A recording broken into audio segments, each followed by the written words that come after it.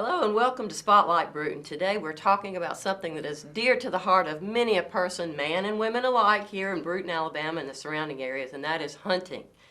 Introduce yourself. Sure, my name is Andrew Clark. I work with Trustmark. I am a vice president there, but I'm also on the chamber board, and I'm also the chair of the South Alabama Big Buck Contest. Tell me a little bit about what that is. Hold that poster up so we can take a look at it. You've probably heard of this before. I hope you have. Anyway, we're in our third year of the South Alabama Big Buck Contest, and what that is basically it's a fun event for the community, and we're trying to really tap into our hunting culture here in Brewton, and also give back a little bit. So it's a really neat contest, and we think it's the best contest in Alabama. Tell me how it works. All right. Well, the easiest way to do this, and I'll tell you, like I said, we're hunters, so you have to have a ticket first. That's the biggest thing.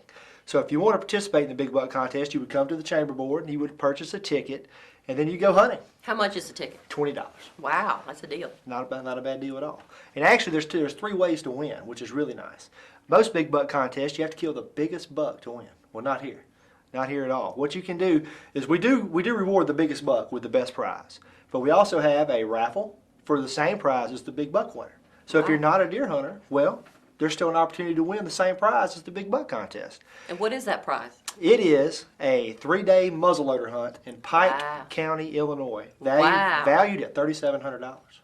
That's not too shabby. That's not too shabby. So that's two of those. So we're talking over $7,000 in prizes right there. We also do what we call a random buck contest, whereas not everybody's going to kill the biggest buck, but some of our hunters are going to kill some deer. So if you're not in first, second, or third, you can still turn in any deer you kill.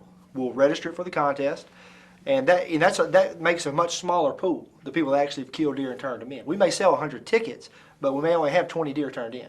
So once we take out the winners, we'll have the remaining deer in that pool of people that have turned in deer, and we will randomly draw from there. So we call it a random buck, and that random buck will win a new hunting rifle.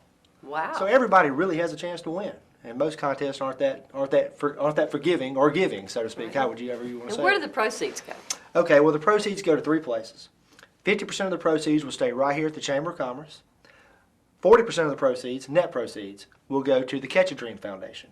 And 10% will go to Alabama Hunters Helping the Hungry. And what is Catch a Dream Foundation? The Catch a Dream Foundation is a good question. This is a really neat foundation. It is a lot like the Make-A-Wish Foundation. Mm-hmm. If you've ever heard of Make-A-Wish Foundation, typically they will take, maybe children that are very ill or have some type of tragedy in their life, and they will make that wish come true for them. They'll take them to Disney World, take them traveling, whatnot.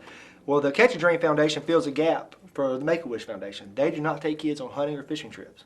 So Catch a Dream takes those kids on hunting and fishing trips. This is a very neat It feels a great little niche there. It sure does. Wonderful. Now tell me a little bit. I know this is a very popular event, has been so far. And why do you think it has so much popularity here? Well, like I said before, I think we're a community of hunters. And when you have a community of hunters that, it's really it's not even a it's such a cultural thing in Brewton that, everybody does it. And there's just never really been anything to really tap into that on this scale. You will see occasional big buck contest maybe at a sporting goods store where they're going to give away a rifle or something like that. But when we did this, we really wanted to tap into something bigger and give guys that hunt around here. They see hunting shows on TVs. Those guys are always hunting in the Midwest. Mm-hmm. And we wanted to make that dream a possibility for regular Joes. And we have some tremendous deer here in this area too. We have, especially in numbers. If you ride along the highways at night, you'll know we have numbers. It's a little frightening at night when you're riding along. We do, and there are also some very good deer have been killed and put into this contest. But typically what you'll see is every year you'll see a pretty good buck win, and then you'll see more or less average deer finish second, third. And so what I'm saying by that is the deer that's living behind your house or living in your hunting club is perfectly capable of winning this contest.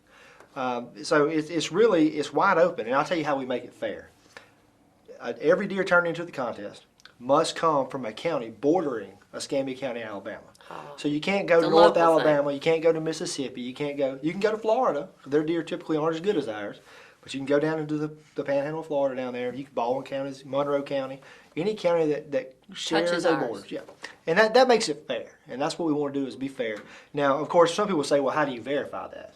Well, since the first year and last year, we have actually had 6 successful winners pass our lie detector test. Wow. The City of Brewton Police makes sure everybody's telling the truth. And that's almost like the fisherman contest. You know, fishermen, It gets bigger. they're the deer, I guess, could kind of do the Yeah, same well, thing. you know, we measure. I do all the measuring, so there's one measurer for all the deer. And how does that scoring work? Well, it's called the Boone and Crockett system, and it's the standard for scoring deer. And basically, what you do is you take a measuring tape, and there are roughly, I don't know, maybe 20 measurements, depending on the size of the deer, and you will measure out the antlers, and it will come to a numerical score, and basically that's how many inches of antler that deer has on his head. Right. Does the weight of the deer play into it at all? The weight doesn't matter. Wow. Just antlers, just antlers. It's all about the horns, man. That's right. All about It's all the about horns. the antlers, the bone. It's a traditional thing too. I mean, some of the greatest stories that people share with each other in this whole region Sure. are hunting stories. Right. They, you know, the big one that their grandpa killed. And Sure. I know growing up in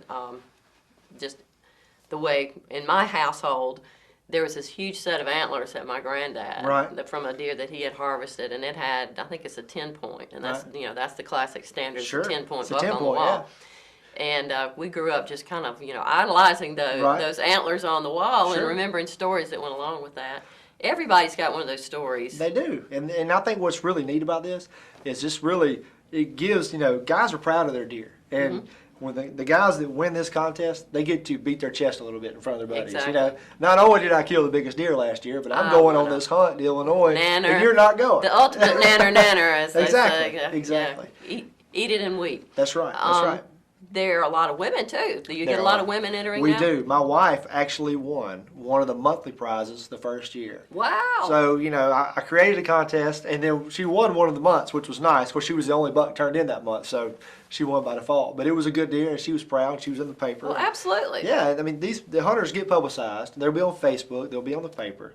They'll be on the chamber website. It's just a nice deal. It's a nice deal. It's a kind of a surging hobby for women too now. A lot more women and young girls. Sure. Used to be it was the young kid Right. the young man killing his first deer, but now you see a lot of girls from the age of 5 and on up You're posing with their first deer. You're right. I actually have some. I'm into hunting big time, so I have some contacts in the industry, and I know some people that work in the industry. And the overwhelming theme is women hunters. They're the fastest growing segment Right. for hunting.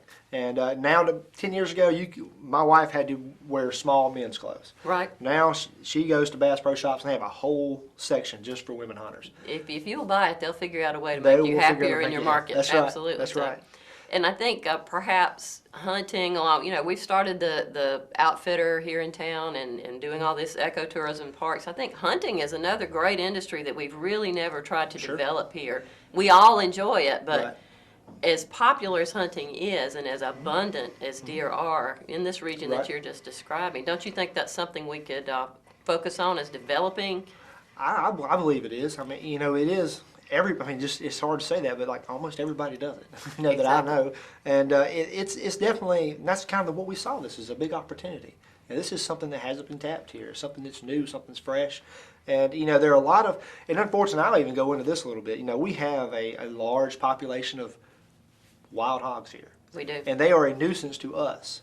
But if you travel across the Midwest or into the North, they want to harvest hogs. They don't have them, but they think it's such an exotic thing. They want to come down here and harvest them.